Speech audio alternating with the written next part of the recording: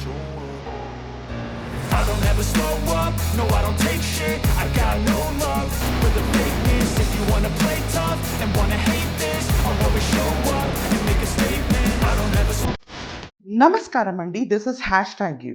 మనం అబ్జర్వ్ చేస్తే తిరుపతి కల్తీ లడ్డు గురించి చాలా డిస్కషన్స్ జరుగుతున్నాయి అండ్ ప్రతి ఒక్కళ్ళు వేచి చూస్తున్నారు అసలు పవన్ కళ్యాణ్ గారు ఎందుకు రెస్పాండ్ అవ్వట్లేదు. ఈ మొత్తం ఇష్యూ పైన ఇది ఒక చాలా పెద్ద ఇష్యూగా నడుస్తుంది.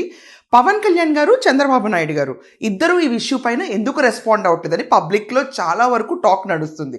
ఇది తిరుపతి లడ్డు విషయం దగ్గర మొదలైంది. పవన్ కళ్యాణ్ గారిని కూడా అడగాలనుకుంటున్నాను. కుల ప్రస్తావనతో పాటు బూతులను జోడించి, లకారాలు జోడించి మమ్మల్ని తిడుతూ స్త్రీలని మా ఇంటి మీద దాడి చేసి ఇవన్నీ పగలగొట్టారు. దీనికి పవన్ కళ్యాణ్ గారి బలము అడ్వాంటేజ్ గా తీసుకున్నారు వాళ్ళు. కాబట్టి పవన్ కళ్యాణ్ గారు బాధ్యత వహించి దీన్ని ఖండించాలి. ఇదే విషయాన్ని నిన్న జనసేన పార్టీ మీటింగ్లో పవన్ కళ్యాణ్ గారు చాలా గట్టిగా తీసుకున్నారు. ఎంపీ ఉదయ్, నాగబాబు గారు వీళ్ళిద్దరిని పట్టుకుని ఏకదాటిగా కడిగేశారు.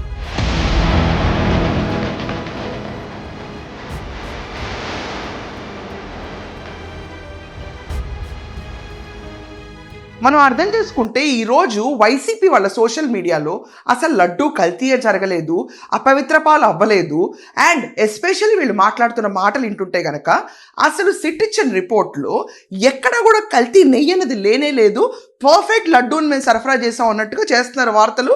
దీని ఖండన కూడా ఎక్కడ మనం కనపట్లేదు.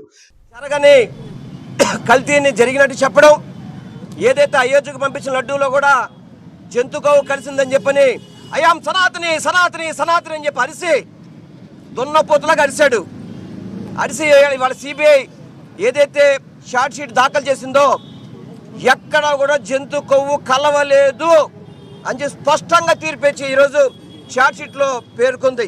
దేశ చరిత్రలో దేవుని కూడా రాజకీయాల కోసం వాడుకునే నీచమైన బుద్ధి, సంస్కృతి ఉన్న నాయకుడు పార్టీ ఉందంటే అది చంద్రబాబు నాయుడు, తెలుగుదేశం పార్టీ, ఇప్పుడున్న కూటమి నాయకులు.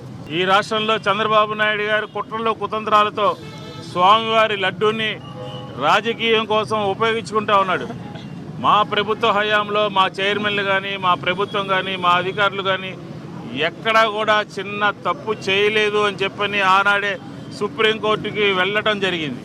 కానీ మనం ఒక విషయం క్రిస్టల్ క్లియర్గా ఉంటే Pawan Kalyan is the first person ఈ ప్రక్షాళన దీక్ష అనేది మొదలుపెట్టింది. సో పవన్ కళ్యాణ్ని డైరెక్ట్గా దాడి చేస్తున్నారు, క్రిటిసైజ్ చేస్తున్నారు, మోకరీ చేస్తున్నారు అండ్ మీమ్స్ అండ్ ట్రోల్స్ కింద ఈరోజు సోషల్ మీడియాలో ఎక్కడ చూసినా పవన్ కళ్యాణ్ పేరే నడుస్తుంది. ఇలాంటి తరుణంలో అసలు ప్రతి ఒక్కళ్ళు అనుకున్నారు పవన్ కళ్యాణ్ దగ్గర నుంచి రియాక్షన్ రాదేంటి, ఎంతకాలం ఇంకెలా, మేబీ వాళ్ళు చెప్పింది నిజాలేమో అన్న స్టేజ్ కూడా చాలా వరకు జనాలు నమ్మడం మొదలుపెట్టారు. ఇది ఇంపాక్ట్ ఆఫ్ సోషల్ మీడియా. ఈ ఇంపాక్ట్ ఆఫ్ సోషల్ మీడియాలో ఏమైందంటే వైసీపీ సోషల్ మీడియా టీం అసలు మేము తిరుపతి లడ్డు గురించి కల్తీయే చేయలేదు, మేము చాలా పునీతులు అన్నట్టు ప్రచారం చేసుకుంటుంటే ఆగి వెయిట్ చేసి పవన్ కళ్యాణ్ అనే జనసేన మీటింగ్లో అవుట్ బర్స్ట్ అయింది. ఎంపీ ఉదయ్, టీ టైమ్ అన్న కంపెనీకి ఓనర్గా ఉన్న ఎంపీ ఉదయ్ ఇప్పుడు రైట్ నౌ జనసేన పార్టీలో ఆయన ఉన్నప్పుడు పవన్ కళ్యాణ్ గారు చాలా క్లియర్గా నీకు లండన్ వెళ్ళడానికి అయితే టైం ఉంది, నీ వ్యవహారాలు చూసుకోవడానికి అయితే టైం ఉంది, కానీ నా పైన వస్తున్న ఈ దాడిని ఎదుర్కొనే టైం మాత్రం నీకు లేదా, కనీసం స్పందన ఇవ్వడానికి కూడా నీకు లేదా, వాస్తవాలు జనాలు చెప్పడానికి కూడా లేదా అని చాలా గట్టి స్వరంలో వినిపించారు.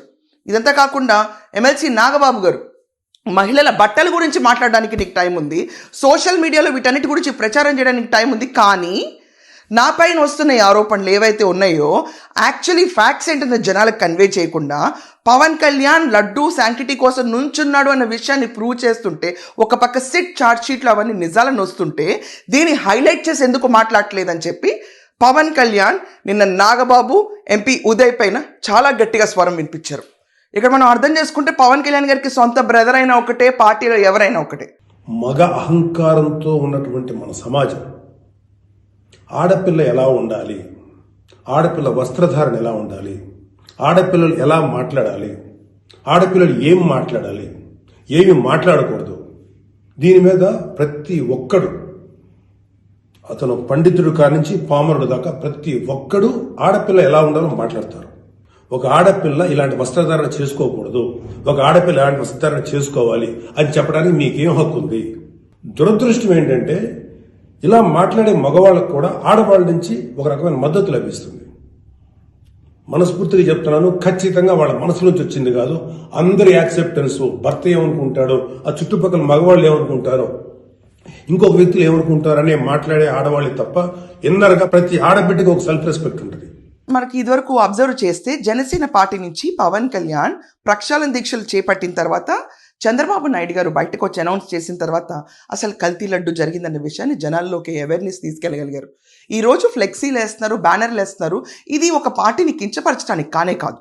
ఇప్పుడు రైట్ నో జనాలందరికీ అర్థం అవ్వాలి, ఒకప్పుడు మనం ఎలాంటి రాజకీయవేత్తలను ఎన్నుకున్నాం, అసలు ఆఖరికి దైవంకి సంబంధించిన ప్రసాదంలో కూడా కల్తీ చేయగల అపర మేధావుల్ని, మోస్ట్ ఆపర్చునిస్ట్ని, అసలు దేంట్లోనూ విజ్ఞత అనేది ప్రదర్శించిన వ్యక్తులు మనం ఎన్నుకున్నామని ప్రజలకు చాటి చెప్పడానికి ఇలాంటి పోస్టర్లు వేస్తారు. To enlighten people, to educate people.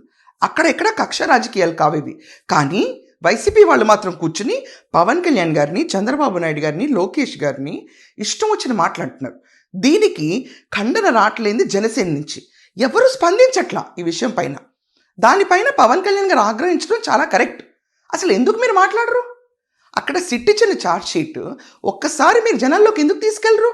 Pawan Kalyan పేరుని అన్నిసార్లు తీసుకుని మీమ్స్ అండ్ ట్రోల్స్ చేస్తుంటే నాగబాబు ఎందుకు ఆ సైడ్లో ఉన్నారు? అసలు ఎక్కడో శివాజీ చేసిన కమెంట్స్ గురించి నాగబాబు గారు వచ్చి స్పందిస్తే ఆయనకు అప్లాజ్ వచ్చింది కదా.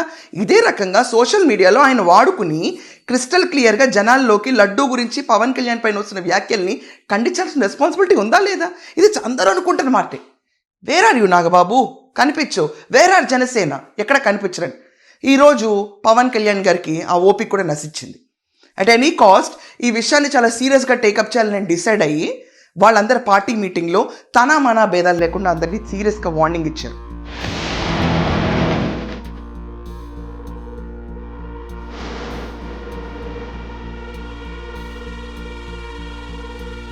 రెస్పాండ్ ఇవ్వాలి. అసలు ఫ్యాక్ట్స్ జనాలకి తెలియచేయాలి. అసలు కల్తీ జరిగిందన్న విషయం పైన జనాన్ని ఎన్లైటన్ చేయాలి. జనసేన వాళ్ళు ఇలా నోరు మూసి కూర్చుంటే బాగోదని చెప్పి పవన్ కళ్యాణ్ గారు స్పందించారు.